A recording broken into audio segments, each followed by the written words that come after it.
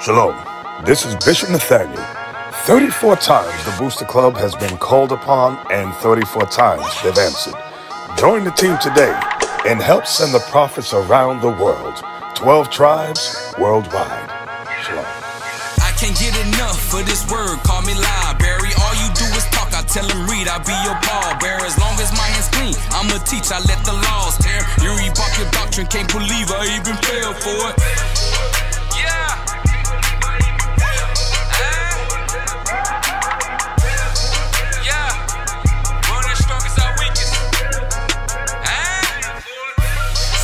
Dropping, no top models, no need for worries, cause God got us. See, masculinity need to be shown for real, and all of you that's cross-dressing would be dressed to be killed. Apollo Creed, but I'm hitting like I'm Holyfield. You counting sheep, but you the hireling, the type to fleet. This for the meat, when the battle won, they gnash their teeth. I can't believe I even fell for their hypocrisy. Like it or not, it's Kwam Yasharala. Laws attached to the brain, medulla oblongata. We are not the same over here, we walk with giants. 10 toes down where the clay is mixed with iron. I can't get enough for this word, call me library. All you do is talk, I tell him read, I be your pallbearer. As long as my hands clean, I'ma teach, I let the laws tear. You rebuck your doctrine, can't believe I even fell for it.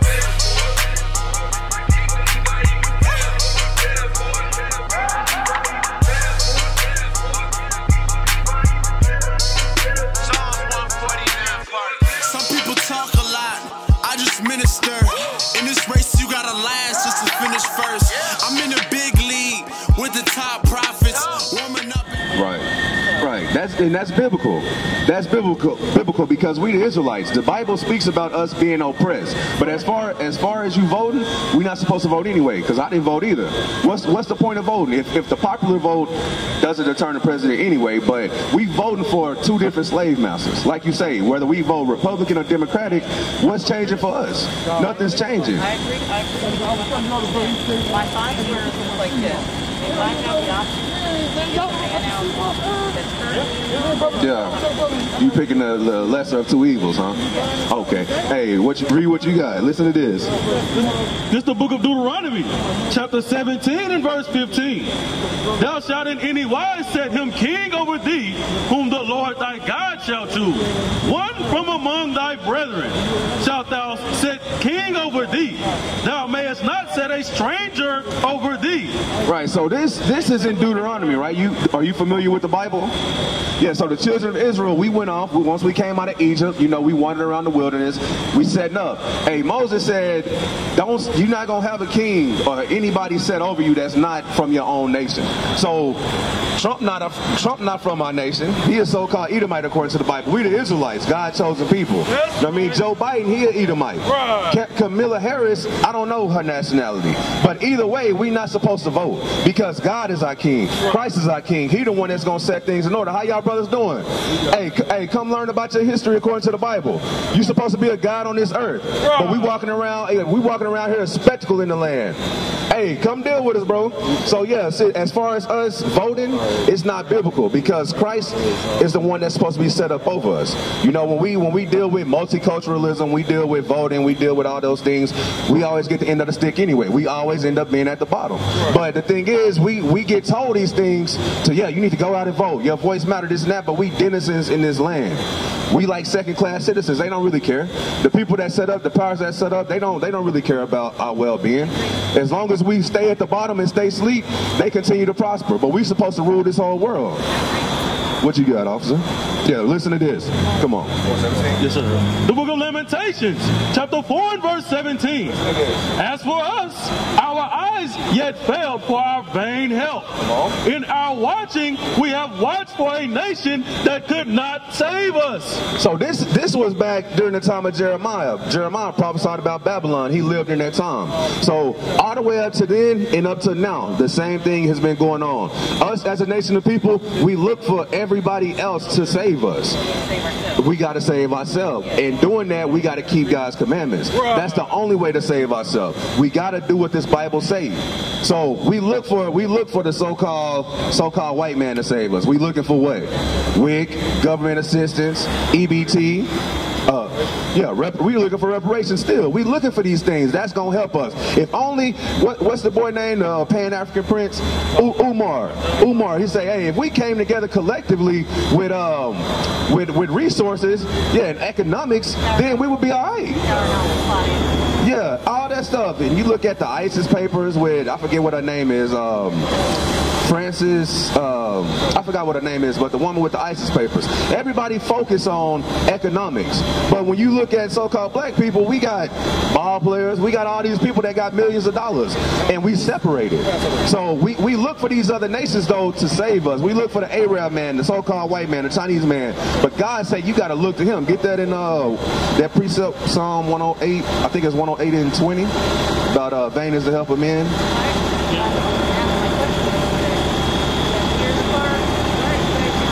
Mirrors part? We not from out here. I don't know.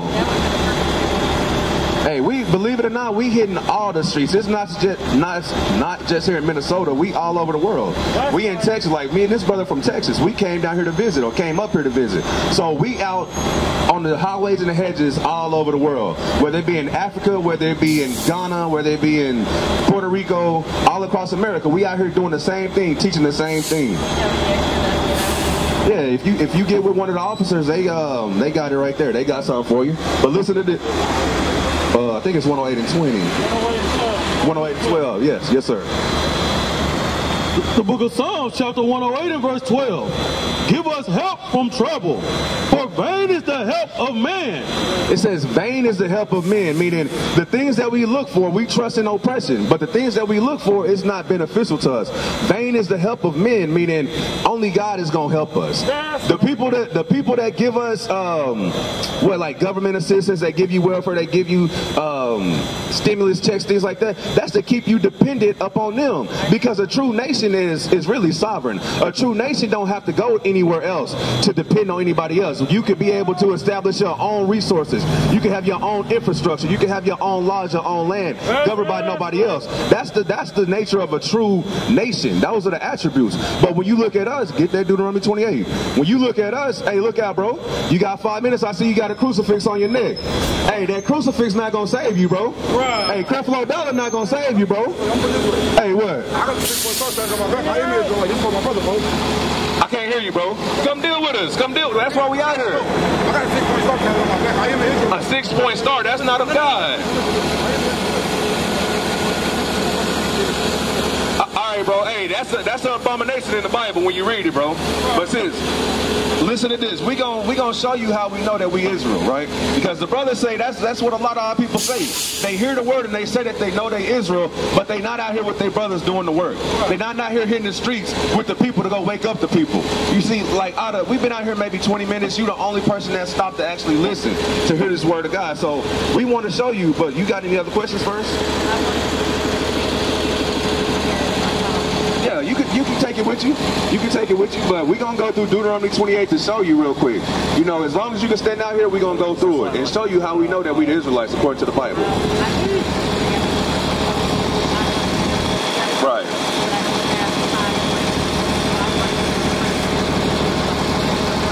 Right. Yeah, the officers they can give you probably a couple more of them, whatever like that, and then you can take it and share it. But hey, make sure to look on the back of it, because it's a website on there. And then if you look on YouTube, IUIC Minnesota, Facebook, social media, look on there for IUIC Minnesota. And then you'll find all the information. You'll find the contact information, and you can talk with the officer right here to get in contact with the school. So yeah, we're gonna get Deuteronomy 28. You got it? All right. Deuteronomy chapter 28 and verse 15. But it shall come to pass, if thou wilt not hearken unto the voice of the Lord thy God, to observe to do all his commandments and his statutes, which I command thee this day, that all these curses shall come upon thee and overtake thee. Right, so this is Moses talking to the people, the Israelites. Once we came out of the land, he said, hey, you got to choose. You got to choose life or death. You're going to keep the commandments and live, or you're going to disobey God's commandments, you're going to get put to death. All these bad and evil curses are going to come upon you, right? So that's the context. That's what we're reading. Give verse 16. Or just, no, let's get to the point, 68. Listen to this, sis. Verse 68. And the Lord shall bring thee again, and the Lord bring thee into Egypt again with ships. So what does Egypt mean? Egypt, the word Egypt, what does that mean? Because when you look in the Bible, the biblical definition, the biblical word is Mizraim, right? Egypt, when you go into the etymology of words and stuff like that, Egypt is synonymous with bondage. It comes from the word Egyptos, right? And so it doesn't mean, when it's in this context, it's not talking about the landmass, because the Israelites never went back into Egypt as a nation of people. You know what I mean? So we're going to show you what it means, because the Bible defined it in itself. We're going to show you what it means. Exodus chapter 20 and verse 2. I am the Lord thy God, which have brought thee out of the land of Egypt, out of the house of bondage. So Egypt is similar, or it means house of bondage, right? Because when we was in Egypt, what were we doing? What was the Israelites doing? No, they was in there more than 40 years. They was in there over like 430 years in Egypt, serving hard bondage. Just like we here in America, spiritual Egypt, serving hard bondage, right? So we had got comfortable in Egypt though, and thinking that that's how it's supposed to be. We spoke against the Most High God and wanted to go back to Egypt, just like how we trust in oppression to this day. It's the same thing, because this is spiritual Egypt. But it said we would go back into Egypt. Read that again. Listen to this. Deuteronomy chapter 28 and verse 68. And the Lord shall bring thee into Egypt again with ships. You're going to go back into slavery again with ships. So how did us as a people get to America?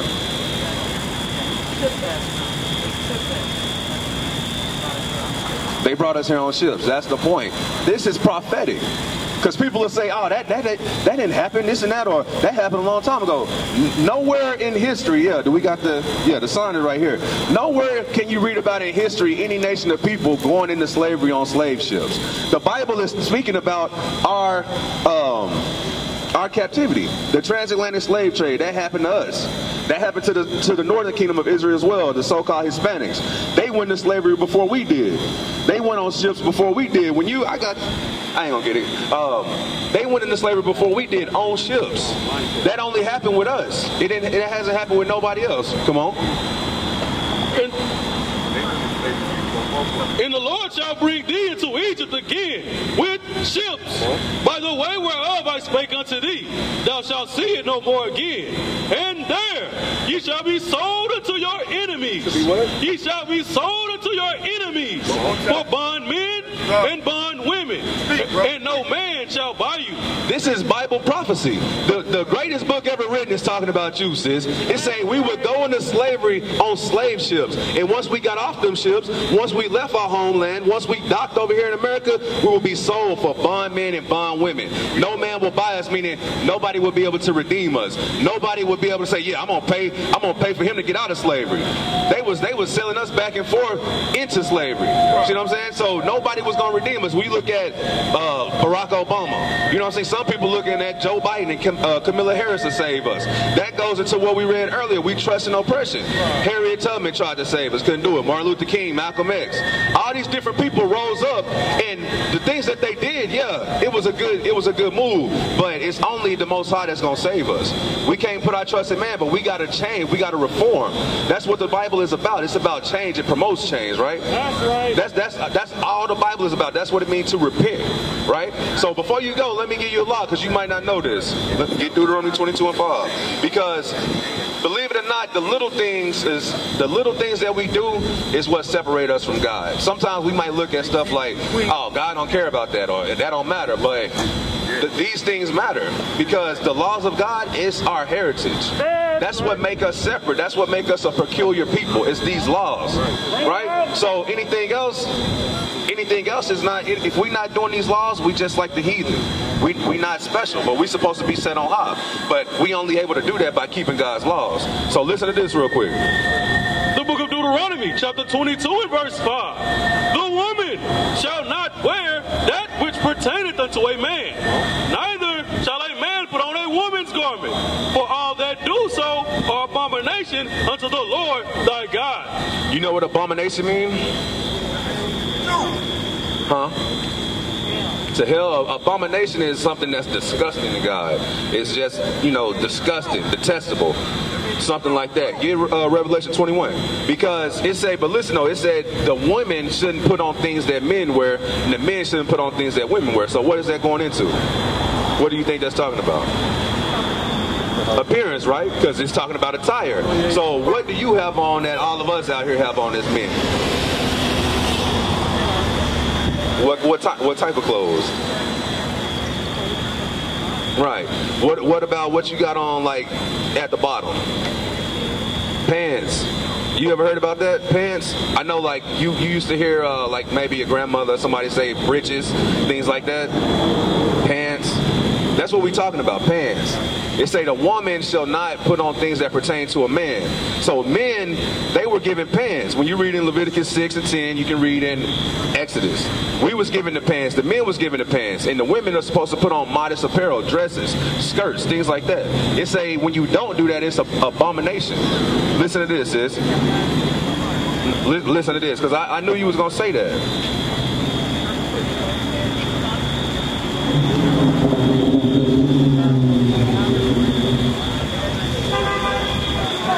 What the heart is, the heart, what is the heart?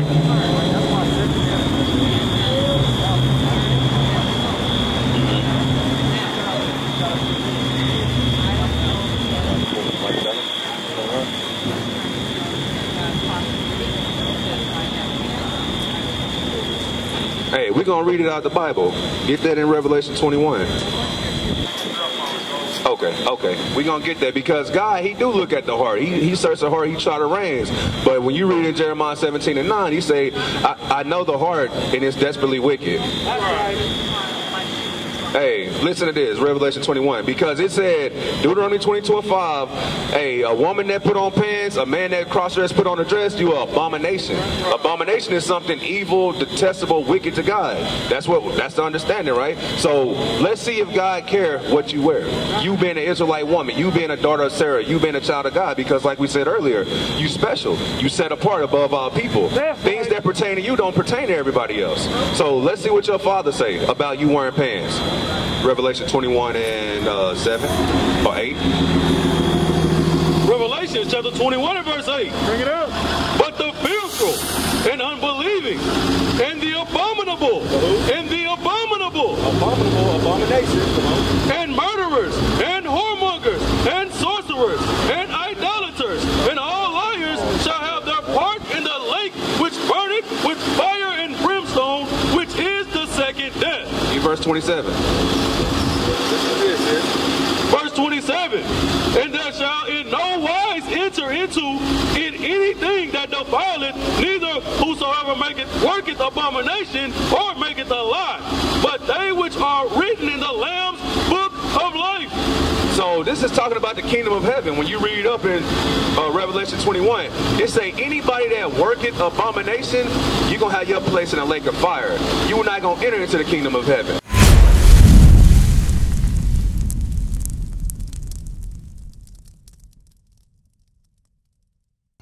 We used to scream black power while heroin was pushed. But at the end of the day, nothing's in vain. IUIC has been given a vision. The tents of Judah has risen. Many has attempted the mission, minor murmuring, omitting and missing the mark. Just reading that he had the flame of fire in his eyes gave us the spark. We on Paul's mission. We out on the road, purple and gold, from Mexico, Cuba, Haiti, Ghana, Sierra Leone. 144,000 boots banging, concrete crackling. These are how men repented at heart. The scriptures is proof. IUIC, we deliver the truth.